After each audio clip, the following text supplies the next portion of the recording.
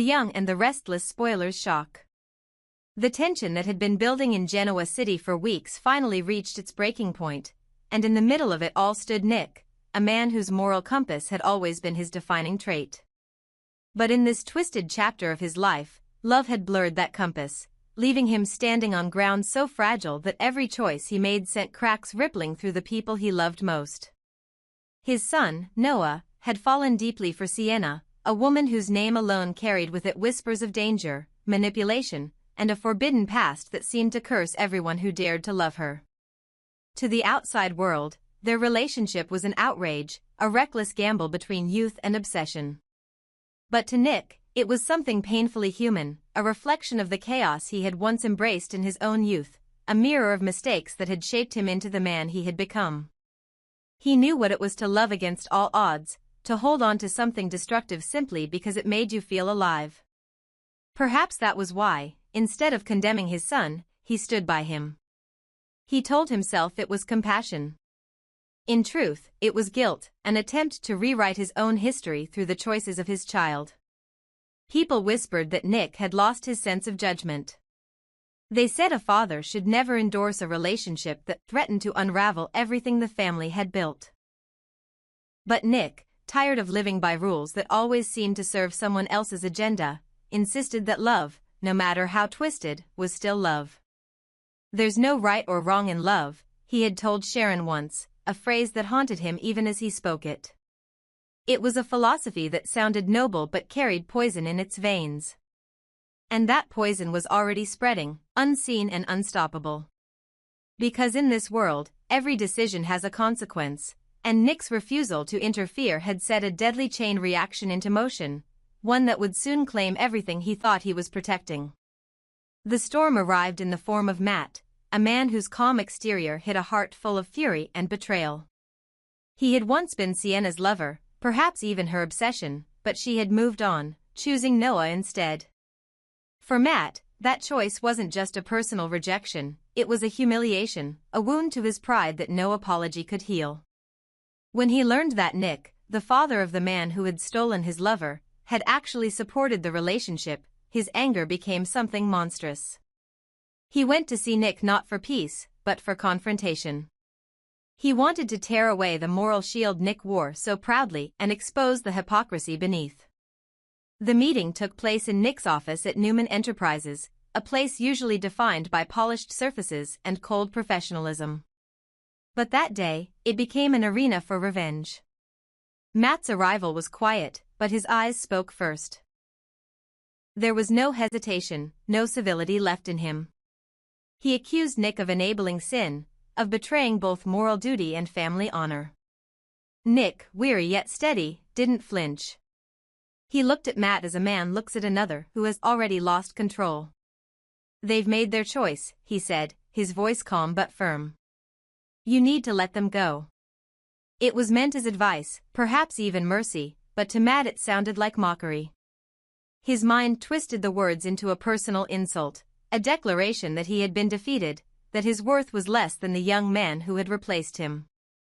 His hands clenched, his pulse pounded, and his sense of reality fractured. The room felt smaller, the silence heavier. He heard only the echo of his failure and Nick's quiet pity. "What the hell did you just say?" Matt's voice broke the air like glass shattering. Nick tried to de-escalate, but it was too late. The fury that had been simmering in Matt's soul had reached its boiling point. He stepped forward, face contorted with rage, accusing Nick of manipulating Sienna, of using her to elevate his son's image, of controlling everyone like chess pieces in a game only he could win. Nick, though taken aback, stood his ground. "You're not the victim here," he said evenly. "Sienna chose Noah. That's her decision, not yours, not mine." But those words became the spark that ignited the explosion. Matt lunged. The impact was sudden, violent, and primal. Years of suppressed jealousy and frustration erupted in a flurry of fists. Furniture toppled. The polished office, once a symbol of order, turned into chaos. Nick fought back, but he wasn't prepared for the depth of Matt's madness. It wasn't a simple fight between two men, it was a collision between ideology and obsession. Matt wasn't there to win a fight, he was there to destroy, to punish, to end. In the struggle, Nick managed to push him back, gasping for breath, trying to find words that could stop the spiral. But Matt was beyond words. His hand reached for the inside of his jacket, and in a moment that stretched into eternity, the metallic glint of a gun appeared between them. The sound that followed tore through the silence like the end of a prayer. A gunshot, loud, final, merciless. The recoil sent Matt staggering, the smoke rising between them like a veil of death. Nick stumbled backward, eyes wide, his hand clutching his abdomen where blood was already spreading through his shirt. The shock froze everything. The room, the world, even time itself seemed to hold its breath. Matt stood there, his weapon trembling in his hand, his face pale with the sudden weight of what he had done. Nick collapsed, his knees giving way, his body folding into itself as the pain consumed him. For a moment, there was only silence, the kind that comes after tragedy, when the mind refuses to believe what the eyes are seeing. Matt took a step back, his heart pounding, his thoughts fragmented. He hadn't planned to go this far, or maybe he had. Maybe deep down, the part of him that came here had always intended to leave destruction behind. He looked down at Nick, who struggled to breathe, his lips parting as if to speak but no sound came out. In that instant, Matt saw not the man he hated but a father who had tried, in his flawed way, to protect his son. The irony was cruel. Nick had preached about choice, about the freedom to love without consequence, and now that belief had cost him his life. Outside, the sky over Genoa City turned dark, as though the universe itself recoiled at what had just happened. The news would travel fast. Within hours, every television screen, every phone alert, every whispered conversation would carry the same words: Nick Newman shot dead in his office. The city that had known him as a leader, a father, a symbol of resilience would now mourn him as a victim. And beneath that grief would stir questions: who was truly to blame? Was it Matt's jealousy, Sienna's allure, Noah's defiance, or Nick's own misguided mercy? In the days that followed, the Newman family would splinter under the weight of loss. Victor would rage, demanding justice, his old instincts for vengeance rekindled with brutal clarity. Sharon would crumble, remembering every mistake, every word left unsaid. Noah, broken and guilt-ridden, would retreat into silence, haunted by the knowledge that the love he defended had destroyed his father. And Sienna? Beautiful, complicated, destructive Sienna would become the most hated woman in Genoa City. But hatred would not bring peace, it would only feed the cycle of ruin that Nick's death had unleashed. Behind the closed doors of police interrogation rooms, Matt's story would twist again. He would claim it was self-defense, that Nick attacked first, that the gun went off by accident. But his eyes would betray him. The rage that had driven him couldn't be hidden behind lies. The investigators would find inconsistencies, the evidence would contradict his words, and soon the truth would emerge. Matt had come armed. He had come ready. And whether he had planned to kill or simply to terrify, the outcome was irreversible. Nick's funeral would draw the entire town, a somber gathering where grief and guilt intermingled. The man who had spent his life preaching compassion had died trying to live by it. His death became a mirror for everyone left behind, a reminder that even the most righteous intentions can lead to catastrophe when human emotion is left unchecked. For Noah, it was a lesson carved in blood: love without limits can destroy. For Victor, it was proof that mercy is a weakness the world cannot afford. For Sharon, it was another chapter of heartbreak in a life defined by loss. As the sun set that evening, the city seemed quieter, subdued, as if mourning a part of itself. But beneath that quiet, something darker began to grow. Matt's arrest would not close the wound. It would deepen it. The media frenzy, the rumors, the conspiracy theories, they would all build a narrative far more dangerous than the truth. Some would say Matt was just a pawn, that someone else had manipulated him, that Nick's death was not an accident of rage but an orchestrated execution. And in a place like Genoa City, where every smile hides an agenda and every alliance masks a secret, that theory might not be far from the truth. Because if there was one thing everyone knew, it was that no tragedy in this town ever existed in isolation. Every death, every betrayal, every heartbreak was connected by invisible threads of greed, power, and vengeance. Nick's death was not the end of a story, it was the beginning of a new one, darker and more twisted than anyone could imagine. And as his family mourned him, somewhere in the shadows, someone else smiled, a silent observer who had been waiting for this chaos to unfold, knowing that one man's moral mistake would set an entire empire on fire. Noah's scream shattered the silence like glass, echoing through the empty corridors of the Newman building as he stumbled into his father's office. The smell of gunpowder still lingered, the faint haze of smoke curling in the air, and in the middle of it all lay Nick, motionless, his hand pressed against the deep crimson wound that bloomed across his shirt.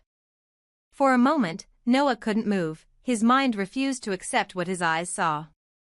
His father, the man who had always seemed indestructible, was lying broken on the floor, his strength fading with every shallow breath. Then instinct took over.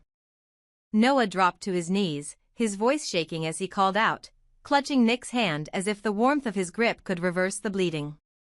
"Stay with me," he whispered through tears that refused to stop. The weight of guilt crushed him from within. Every decision he had defended, every choice he had made for love, now looked like a chain of mistakes leading to this single, horrifying moment. Sienna's name flickered through his thoughts, not as the woman he loved, but as the symbol of everything that had gone wrong. Paramedics arrived moments later, their urgent commands cutting through the chaos. They lifted Nick onto a stretcher, his face pale, his breathing faint but present. Noah followed them, his hands trembling, his clothes stained with his father's blood. The office, once filled with ambition and order, now looked like a crime scene frozen in grief, papers scattered, glass shattered, and a dark pool marking where a legacy had nearly ended. Matt was gone. He had vanished before anyone could stop him, leaving only the echo of the gunshot behind. But for Noah, his father's shallow pulse was the only thing that mattered. As the ambulance doors slammed shut and sirens screamed into the night, Noah's tears hardened into something darker. The pain twisted into rage, a primitive fire that burned away every trace of reason. "I'll find him," he muttered, his voice low and raw. "I'll make him pay." At the hospital, time stretched into a cruel, silent void. The doctors moved swiftly, their words clipped and clinical: internal bleeding, critical condition, chance of survival uncertain. Noah stood outside the operating room, Sienna's arms wrapped around him, though her embrace felt foreign now, tainted. She whispered apologies, her voice trembling, but Noah barely heard her. He saw flashes in his mind, Matt's face contorted in rage, the sound of the gun, his father's collapse. He had always believed love could heal, but now it had become the weapon that destroyed. The guilt pressed down like an anchor, and though Sienna tried to comfort him, part of him recoiled at her touch. She was the reason Matt had come back. She was the spark that lit the fire. And yet, Noah couldn't bring himself to hate her completely. The contradictions inside him tore him apart, the same way his father had once been torn between forgiveness and justice. Meanwhile, Sharon arrived, her heart pounding as she rushed through the hospital halls. When she saw Noah covered in blood, her body froze. "Is he?" She couldn't finish the sentence. Noah shook his head, unable to speak, tears streaking down his face. Sharon pressed a trembling hand over her mouth, the shock suffocating her. Memories of her life with Nick, every argument, every reconciliation, every smile they once shared, rushed back in a blur. No matter how far they had drifted, part of her heart had always belonged to him. And now, seeing him fighting for his life, she felt that part shatter completely. She turned toward the emergency doors, her reflection caught in the glass, eyes hollow with fury. She wanted to pray, but anger drowned her faith. Somewhere deep inside, a darker thought began to form. She knew Matt. She knew how he thought, where he hid, how he justified his rage. And as the doctors worked to save Nick, Sharon's mind began to build a different kind of plan, one that had nothing to do with justice and everything to do with revenge. Hours passed. The surgery light flickered off, and the surgeon stepped out, his face grim. "He's alive," he said at last, "but it's critical. The bullet missed his heart by inches. He's unconscious, but we've stabilized him for now." Relief flooded Noah, though it was bittersweet. He stumbled into Sharon's arms, sobbing, but his words came through gritted teeth. "I'll kill him," he said. "Matt won't get away with this." Sharon held him, silent, her own tears falling, but inside she knew Noah's rage mirrored her own. She had spent years trying to rise above violence, to protect her family through reason and faith, but this was different. This was personal. Matt, meanwhile, was not far. He had fled to the outskirts of Genoa City, his car hidden deep in an abandoned quarry where shadows swallowed everything. He replayed the shooting in his mind, at first trying to justify it as self-defense, then as a moment of passion, but no explanation could silence the echo of the gunshot. His hands still trembled, the smell of gunpowder still clung to his skin, and his conscience, what little was left, began to corrode. Yet, beneath the guilt, his hatred still burned. He convinced himself Nick had deserved it, that Noah and Sienna had ruined his life, that everything he'd done was righteous.